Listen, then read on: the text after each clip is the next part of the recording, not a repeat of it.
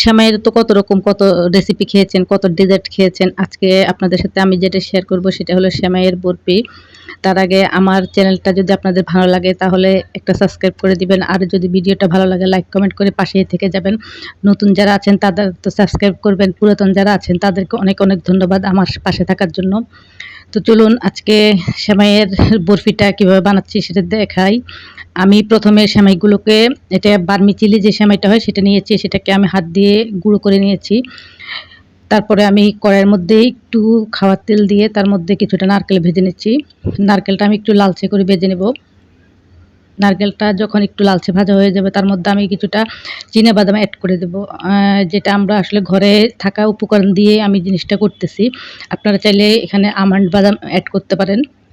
তো চিনাবাদামটাকে আমি ভেজে জাস্ট একটু ভেঙে নিয়েছি। তারপরে সেটা আমি নারকেল যখন একটু লালচে হয়ে গেছে তখন তার মধ্যে আমি ওটা দিয়ে দিলাম। দিয়ে ভেজে এটা তুলে রেখেছি আলাদা করে। এখন সেই কড়াইয়ের মধ্যে আমি কিছুটা ঘি দিয়ে দিলাম। দিয়ে সেই ভেঙে রাখা সেমাইটা এটার মধ্যে দিয়ে দিলাম। দিয়ে আমি এই সেমাইটাকে খুব লালচে করে ভেজে নেব। আপনার চুলার হিটটা একটু কমিয়ে তারপরে এটা ভেজে নেবেন। এটা কিন্তু যাতে পুড়ে না যায় সেদিকে খুব ভালো করে খেয়াল রেখে তারপরে ভাজবেন। সেমাইটা যখন ভাজতে, ভাজতে একদম লালচে বর্ণ ধারণ করবে তখন আমি তার মধ্যে সেই ভেজে রাখা নারকেল আর বাদামটা দিয়ে দেব। দিয়ে এটাকে আবার ভালো করে নেড়েচেড়ে একটু ভেজে নেব। আপনারা কিন্তু বারবারই বলছি যে এটা খেয়াল রাখবেন যাতে পুড়ে না যায় নিচে। হালকা হিটে এটাকে রান্না করে নেবেন। তারপরে আমি এটাকে মধ্যে কিছুটা কনডেন্স মিল্ক দিয়ে দিচ্ছি।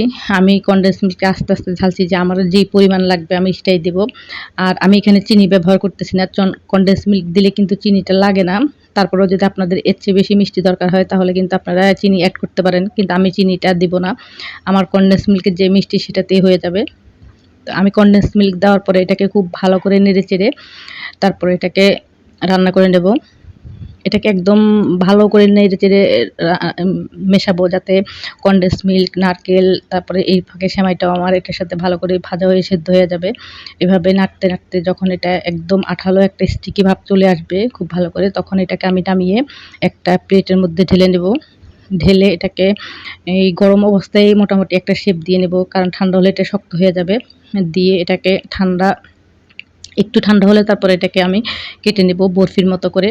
তো আপনারা এভাবে করে বাসায় খাবেন, বাচ্চাদেরকে এটা করে দিতে পারেন। বাচ্চারা এটা খুব মজা করে খাবে। এই যে আমি শেপ দিয়ে নিচ্ছি। নিয়ে তারপরে আমি এটা একটু গরম থাকতেই এটাকে কেটে নেব। কারণ ঠান্ডা হলে এটা পুরোটাই শক্ত হয়ে যাবে। এটা কিন্তু ঠান্ডা হলে একদম শক্ত হয়ে একটু মুচমুচে হয়ে যাবে। খেতে কিন্তু খুব ভাল লাগে। তো আমার রেসিপিটা আপনাদের কেমন লাগলো সেটাও জানাবেন। আর এই ধরনের রেসিপি বাচ্চাদেরকে করে যখন দিবেন বাচ্চারা কিন্তু খুব মজা করে খায়। অনেক বাচ্চা কিন্তু অনেক রকম কিছু খেতে চায় না। যেমন সেমাই অনেক সময় আমরা দুধ দিয়ে রান্না করে দিই, বাচ্চারা খেতে চায় না। তখন কিন্তু আপনি এভাবে করে বাচ্চাদেরকে দিতে পারেন, ওরা খাবে। আর এটা আপনি করে ফ্রিজে রেখে দিতে পারেন সংরক্ষণ করে। মেহমান আসলেও এটা দিতে পারেন, অনেক সুন্দর হয় এই জিনিসটা। খেতেও মজা, দেখতেও ভালো লাগে। তো আমি করে নিলাম সবগুলো। কেমন লাগলো সেটা জানাবেন। আজকের মতো বিদায়। ইনশাআল্লাহ আবার দেখা হবে।